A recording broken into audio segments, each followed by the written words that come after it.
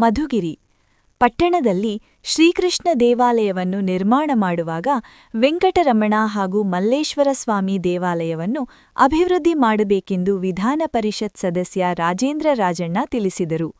ಪಟ್ಟಣದ ವಿಪ್ರ ಸೇವಾ ಟ್ರಸ್ಟ್ ಕಟ್ಟಡದಲ್ಲಿ ಪೇಜಾವರ ಮಠ ಕೃಷ್ಣ ಮಂದಿರ ಸ್ಥಳದ ಈ ಸ್ವತ್ತು ಖಾತಾವನ್ನು ತಾಲೂಕು ಬ್ರಾಹ್ಮಣ ಸಭಾ ಪದಾಧಿಕಾರಿಗಳಿಗೆ ಹಸ್ತಾಂತರಿಸಿ ಮಾತನಾಡಿದರು.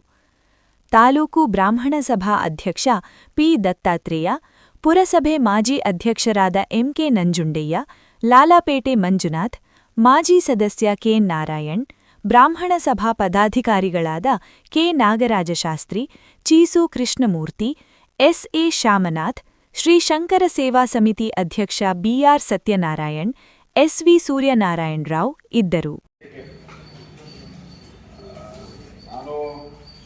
ಈ ತಾಲೂಕಿನ ಸಾಮಾನ್ಯ ಕೆ. ಎನ್. ರಾಜಣ್ಣವರು ರಾಜಕೀಯವಾಗಿ ಬಂದಂಥ ಸಂದರ್ಭದಲ್ಲಿ ನಾನು ಭಾಳಷ್ಟು ಸಮಯ ದೇವಸ್ಥಾನಕ್ಕೆ ಹೋದಾಗ ಕೃಷ್ಣನ ದೇವಸ್ಥಾನಕ್ಕೆ ಹೋದಂಥ ಸಂದರ್ಭದಲ್ಲಿ ಭಾಳಷ್ಟು ಕೇಳಿದ್ದೆ, ಯಾರ್ದು ಜಾಗ ಇದೀರಾ ಅಂತ ಹೇಳಿದ್ರೆ ನಾನು ತಗೊಳ್ಳೋದಿಲ್ಲ, ಜಾಗ ಖಾಲಿ ಇದೆಯಲ್ಲ ಎರಡು ದೇವಸ್ಥಾನದ ಮಧ್ಯ, ಏನಕ್ಕಾಗೋದು ಸಾರ್ವಜನಿಕರಿಗೆ ಅನುಕೂಲ ಆಗೋ ರೀತಿಯಲ್ಲಿ ಇದನ್ನ ಜಾಗ ಮಾಡಬೇಕು ಅಂತ ನಾನು ಭಾಳ ವರ್ಷದಿಂದ ವಿಚಾರದಲ್ಲಿ ನಾನು ಮಾತಾಡ್ತಿದ್ದೆ. ನನಗೆ ಅಂಜಿನೊಬ್ಬರು ಹೇಳೋರು, ಇಲ್ಲ ಸರ್ ಇದು ಇದೇ ಸಮಸ್ಯೆ ಇದೆ, ಈ ವಿಚಾರದಲ್ಲಿ ನೀವು ಲಾಯರ್ಗಳನ್ನ ಕೇಳಬೇಕು ಅಂತ ಹೇಳಿ ದತ್ತಾತ್ರೇಯರು ಮತ್ತು ಸೋಮನಾಥ್ ಅವ್ರದ್ದು ವಿಚಾರ ಹೆಸರುಗಳು ಅವಾಗ ಹೇಳೋರು. ನಾನು ಅವಾಗಿಂದ ಭಾಳ ಚಿಕ್ಕ ಹುಡುಗ, ಭಾಳ ಸೀನಿಯರ್ ಲಾಯರ್ಗಳು, ದೊಡ್ಡವ್ರ ಜೊತೆ ಹೆಚ್ಚು ಒಡನಾಟ ಅವ್ರಿಗಿರ್ತದೆ. ಇವುಗಳು ಸಂದರ್ಭ ಬಂದಾಗ ಮಾತಾಡೋಣ ಅಂತೇಳಿ ಸುಮ್ಮನಾಗಿದ್ದು. ಆದರೆ ಈಗ ಸಂದರ್ಭ ಬಂದಿದೆ, ಆ ಸಂದರ್ಭ ತಕ್ಕನಾಗಿ ನಾವು ಚರ್ಚೆ ಮಾಡುವಂಥ ಸಂದರ್ಭದಲ್ಲಿ ಇಲ್ಲ ಇದೆ ಅಂತ ಮಾತನ್ನ ಅವತ್ತು ಅದೇನು ಸಮಸ್ಯೆ ಇದೆ ಮಾತನ್ನು ಹೇಳಿದರು. ಆಯಿತು ಮಾಡೋಣ ಅಂತ ಹೇಳಿದ್ಮೇಲೆ ಹೆಂಗಿದ್ರೆ ಈಗ ಶಾಸಕರಿದ್ದೀವಿ, ಸರ್ಕಾರ ಇದೆ, ಅವತ್ತು ಅಧ್ಯಕ್ಷರು ಮಂಜುನಾಥ್ ಅವರೇ ಇದ್ದರು, ಎಲ್ಲ ಈಸಿಯಾಗಿ ಆಗುತ್ತೆ ಅಂತ ನಾನು ಭಾವಿಸ್ಕೊಂಡು ಮಾಡೋಣ ಅಂತ ಹೇಳಿದ್ದೆ.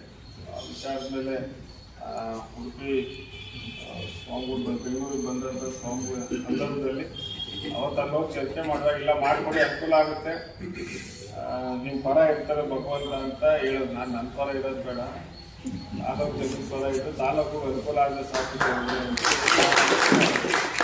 ಹೇಳಿದ್ದೆ. ಆ ವಿಚಾರದ ಮೇಲೆ ಇವತ್ತು ಈ ಒಂದು ಈ ಖಾತ, ಯಾಕಂದರೆ ಭಾಳ ಜನ ಹೇಳೋದು ಅದು ಮಾಡೋಕ್ಕೆ ಕಷ್ಟ, ಅದು ಲೀಗಲ್ ಆಗಿಲ್ಲ, ಅದೇನೋ ಆರ್ಗನೈಸಿ ಬರುತ್ತೆ, ಅದು ಇದು ಅಂತ ಭಾಳ ಜನ ಹೇಳಿದ್ರು. ಆದರೆ ಒಂದು ಒಳ್ಳೆ ಕೆಲಸ ಇದೆ. ಒಳ್ಳೆ ಕೆಲಸ ಮಾಡಬೇಕಾದ್ರೆ ಅಡಚಣೆಗಳು ಇದ್ದೇ ಇರ್ತವೆ. ನಮ್ಮ ಮನೆ ಕಟ್ಟಕ್ಕೆ ಹೋದಾಗೆ ಅರ್ಧ ಅಡಿಗೆನೆ ಯಾವಾಗ ಬಂದು ಅರ್ಜಿ ಕೊಡ್ತಾರೆ, ಹೌದಲ್ಲ? ಒಂದು ಸೈಜ್ಕಂಡು ದೊಡ್ಡದಿತ್ತಂದ್ರೆ ಇವತ್ತು ಆಗಲೇ ಬಂದು ನಂದು ಒತ್ತುವರಿ ಅಂತ ಬರೋವಂಥ ದಿನ ಇವತ್ತು. ಅಂಥದ್ದಲ್ಲಿ ಇವತ್ತು ಒಂದು ಒಳ್ಳೆ ಜಾಗವನ್ನು ಇವತ್ತು ನಿಮ್ಮ ಸಂಘಕ್ಕೆ ಆಗಿರುವಂಥದ್ದು. ಸೊ ವಿಶೇಷವಾಗಿ ಇದಕ್ಕೆ ನಾನು ಮಾಡದೇ ಇರೋದಕ್ಕಿಂತ ನನ್ನ ಜೊತೆ ಮತ್ತು ಶಾಸಕರ ಜೊತೆಗಿದೆ. ಯಾಕಂದ್ರೆ ನಾನು ಅವ್ರ ಗಮನಕ್ಕೆ ತಂದಿದ್ದೆ, ಶಾಸಕರ ಗಮನಕ್ಕೆ ತಂದು ಅವ್ರ ಕರ್ತಲ್ಲಿ ಏನೋ ಮಾಡೋಕ್ಕಾಗೋದಿಲ್ಲ. ಅದು ಒಂದು ಮಾತು ನಿಮ್ಮಲ್ಲಿ ಹೇಳಿದ್ದೆ. ಏನೇ ನಾನು ಹಿಂದೆ ಮಾಡಿದ್ರು ಮುಂದೆ ನಾನು ಇಲ್ಲ ಈಗ ಆಗ್ತಾ ಇದೆ ಅಂತ ಮಾತನ್ನ ಶಾಸಕರ ಗಮನಕ್ಕೆ ಬಂದಿರುವಂಥದ್ದು. ಆಯ್ತು ಒಳ್ಳೇದಾಗುತ್ತೆ ಮಾಡು ಅಂತ ಹೇಳಿದ್ರು. ಬಟ್ ಅವ್ರು ಮಾಡಿದಾಗ ಅವ್ರದ್ದೊಂದು ಸಣ್ಣದೊಂದು ಕೋರಿಕೆ ಇದೆ,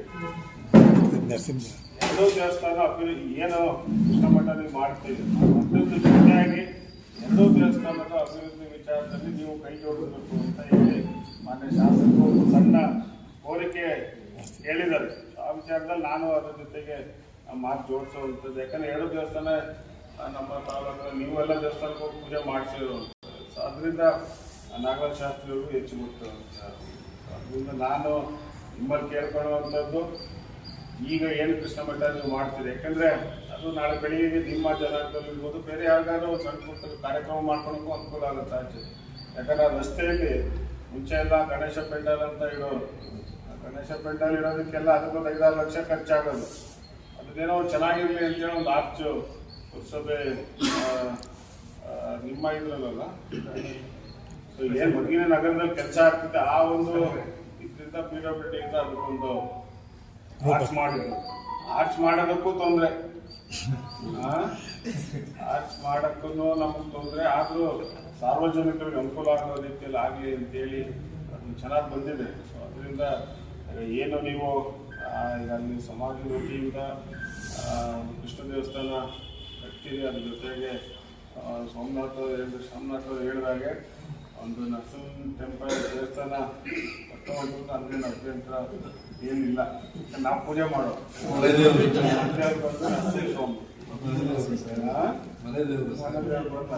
ಇರೋದ್ರಿಂದ ಅದಕ್ಕೆ ನಮ್ದೇನು ಅಭ್ಯಂತರ ಇಲ್ಲ ಅಂತ ಮಾತನ್ನು ನಾನು ಈ ಸಂದರ್ಭದಲ್ಲಿ ಹೇಳುವಂಥದ್ದು. ಮತ್ತು ವಿಶೇಷವಾಗಿ ಇವತ್ತು ನಿಮ್ಮ ಸಮಾಜಕ್ಕೆ ನಮ್ಮ ತಾಲೂಕಿನಲ್ಲಿ ಏನೆಲ್ಲ ಒಂದು ರಾಜಕೀಯವಾಗಿ ಅಧಿಕಾರ ಸಿಗಬೇಕು ಅದು ನಮ್ಮ ಕೈಯಲ್ಲಿ ಇದ್ದಂಥ ಸಂದರ್ಭದಲ್ಲಿ ಖಂಡಿತವಾಗೂ ನಾವು ಮಾಡ್ಕೊಡ್ತೀವಿ.